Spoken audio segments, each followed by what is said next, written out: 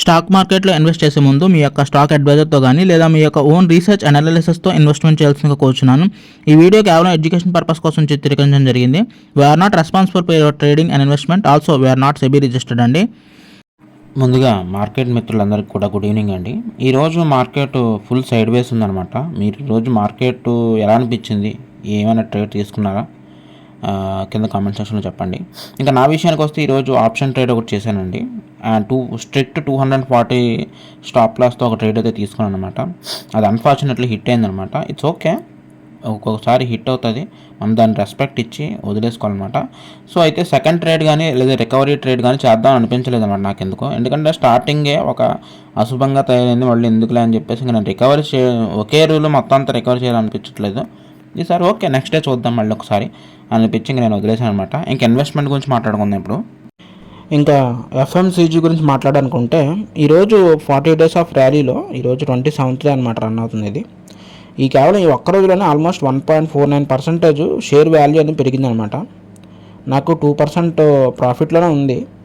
Exit అవుదామని అనిపించింది కానీ బట్ దీని ఎసెన్షియల్ మార్క్ 60 రూపీస్ అనమాట. అది వచ్చేదాకా వెయిట్ చేద్దాం అనుకుంటున్నాను యాక్చువల్లీ. అందుకని ఈరోజు కూడా ఎటువంటి ఇన్వెస్ట్మెంట్ చేయలేదు, వెయిట్ చేశాను.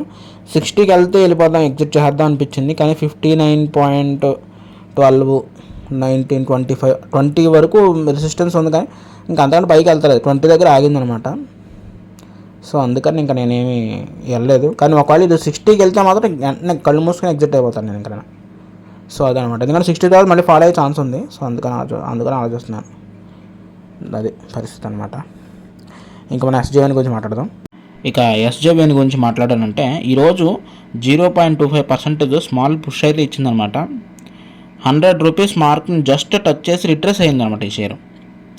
అంతేకాకుండా ఈరోజు షేర్లో లిక్విడిటీ అనేది చాలా ఫాలో అయిందండి. అసలు ఎక్కువ ఎక్స్చేంజ్ మహా అయితే 700 నుంచి 800 మధ్యలో షేర్స్ ఎక్స్చేంజ్ ఉంటాయి అనమాట నాకు తెలిసినంత వరకు. అంతగా బై లేదు, అంతగా సెల్లింగ్ లేదనమాట.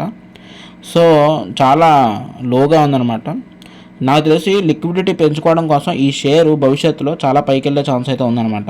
అంటే ఏం లేదు, షేర్స్ ఎక్స్చేంజ్ బయ్యర్ సెల్ పెరగడానికి కోసం రేటు పెరుగుతుంది అనమాట. పైకి పెంచుకొని బయ్యర్స్ని బాగా అట్రాక్ట్ చేసుకుంటుంది. సో వాళ్ళు కూడా మంచి రేట్ రాగానే వాళ్ళు కూడా ఎగ్జిట్ చేస్తారు, ఇలాంటివి జరుగుతాయి కదా. సో అదనమాట లిక్విడిటీ పెంచుకోవడం కోసం అలా చేసే ఛాన్స్ ఉందన్నమాట. కానీ దీనికి రెసిస్టెన్సీ లెవెల్ 98 దగ్గర సపోర్ట్ ఉందన్నమాట. సో అది కనుక బ్రేక్ అయితే మాత్రం మళ్ళీ ఫాలే.